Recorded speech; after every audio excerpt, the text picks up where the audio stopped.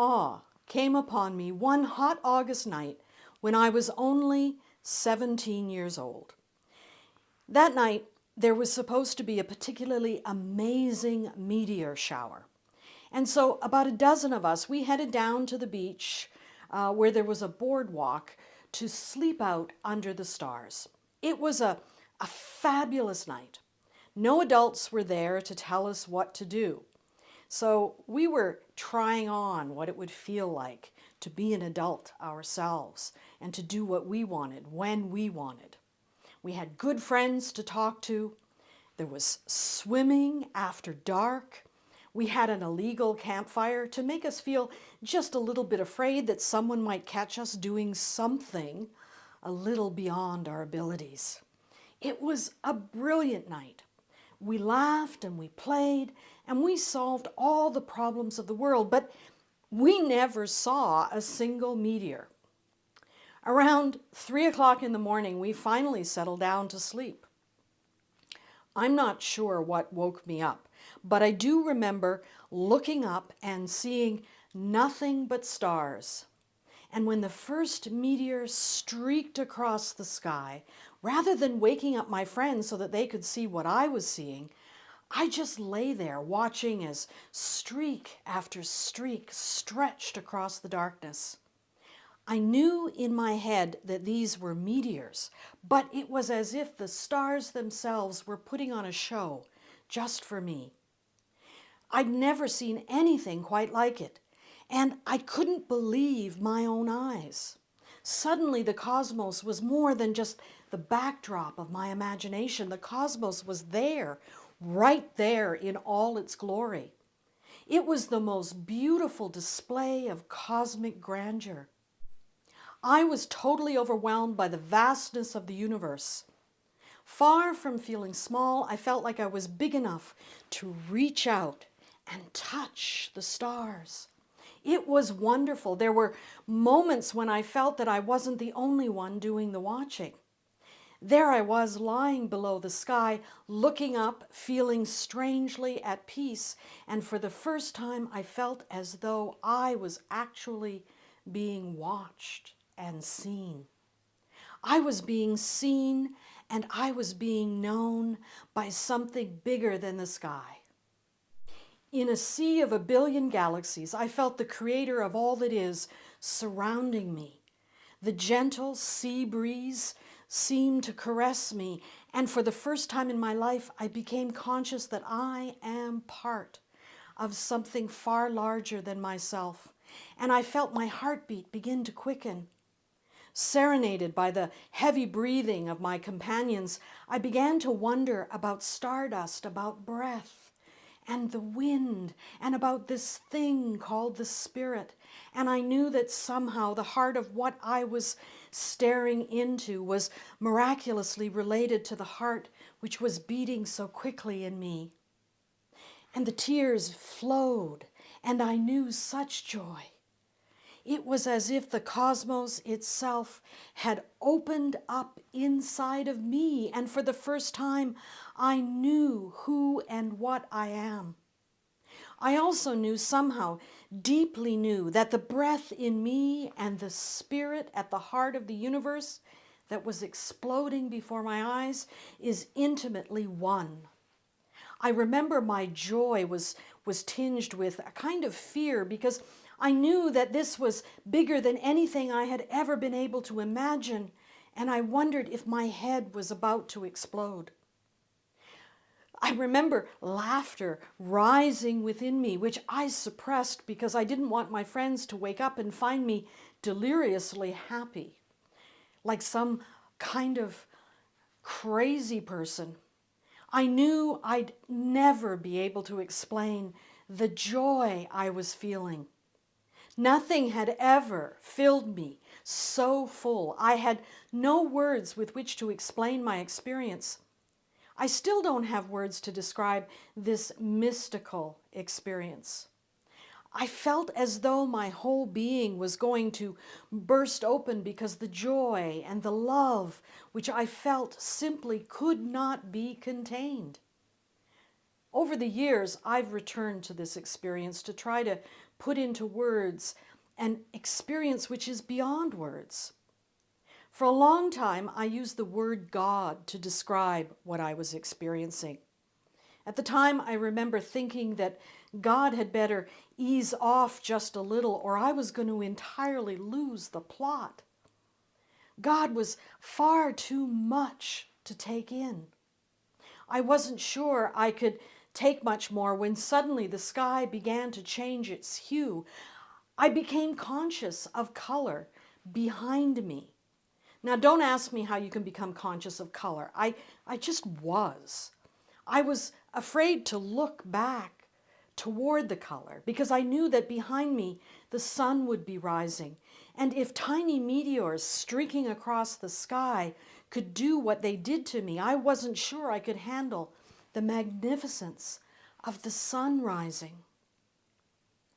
I closed my eyes, and in the darkness of my own mind, I felt the power of God overwhelming me.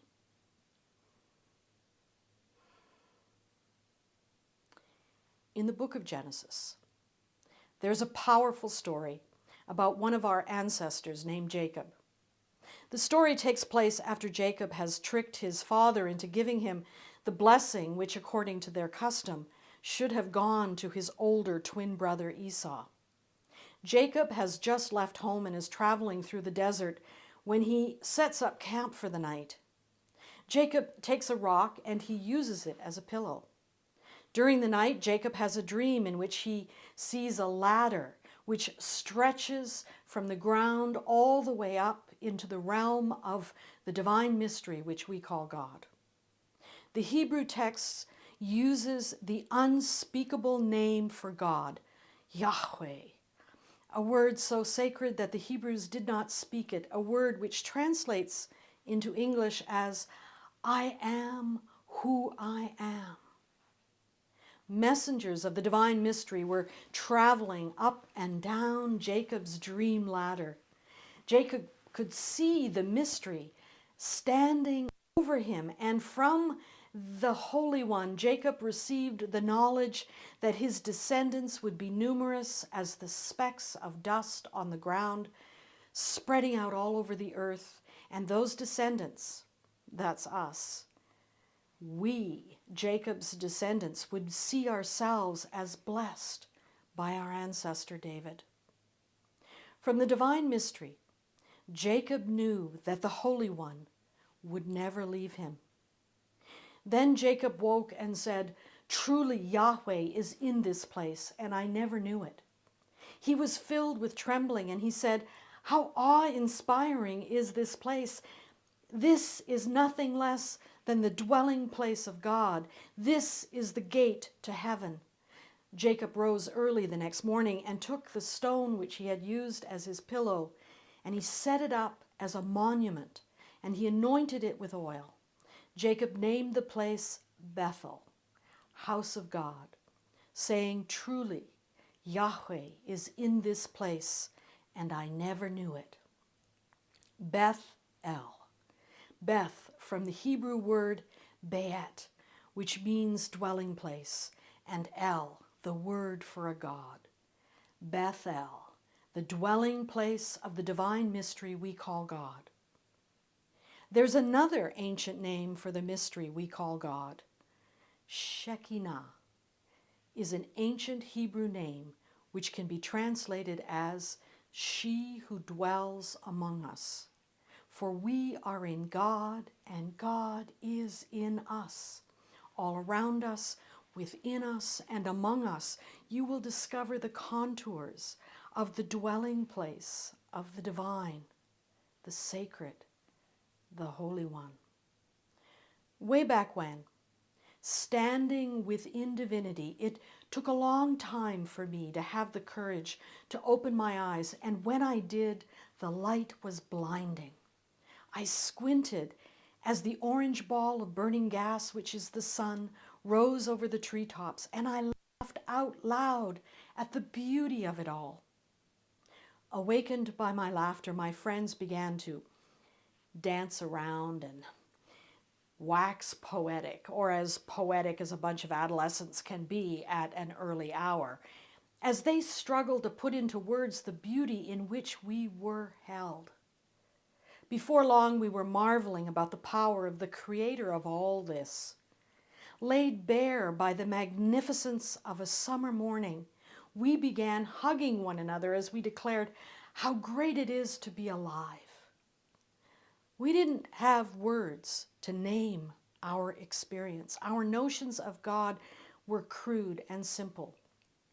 I've learned many words since then, words like mystery, mystical, spiritual, and I've learned how to string some of those words together to try to describe the wonder I experienced at being held by the one who is beyond the beyond, and beyond that also, the one who dwells in, with, through, and beyond me, in, with, through, and beyond all of us. Words do not even begin to capture the magnitude of these experiences. Looking back, I can now see that just like Jacob, I too had found the dwelling place of the Holy One, the great I Am, the one who is divinity.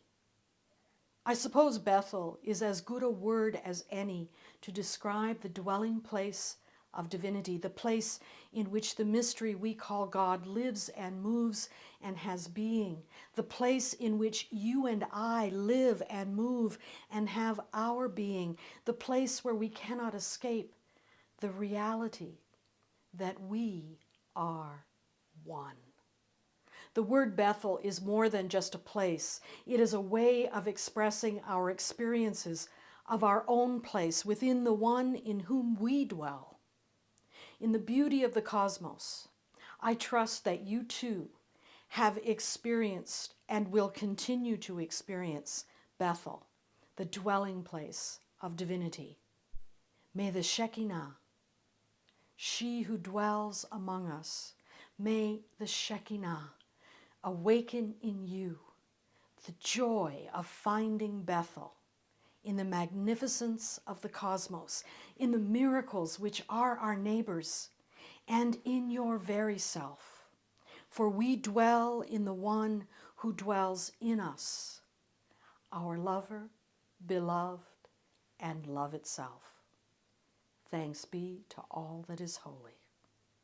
Amen.